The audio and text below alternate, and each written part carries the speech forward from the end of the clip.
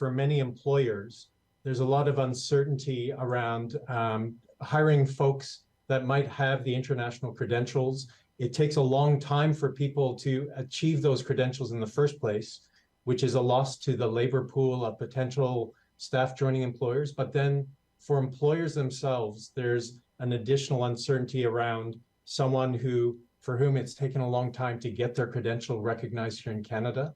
And that means potentially years where a person hasn't worked in the occupation they were trained for. Right. What impact does it have on their life?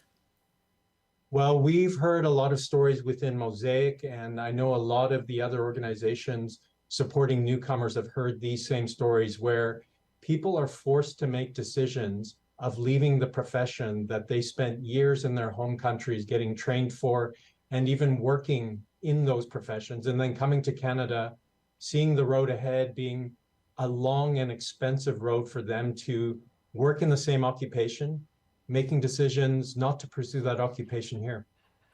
Well, would they consider, when I first moved here, my parents, my dad had a law degree and had trouble getting any kind of work in that field, considered going back to the Philippines. Is that something that people are faced with?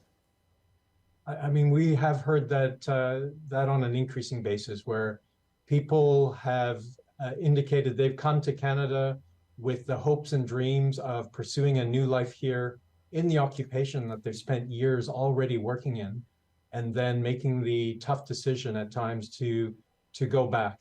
And certainly that doesn't help anyone. I think more so we look at it here in Canada, it's not only the individual stories, but also for our communities where we have a significant amount of gaps, where we need people to work in these fields, and we know that they have the professional training to do this work.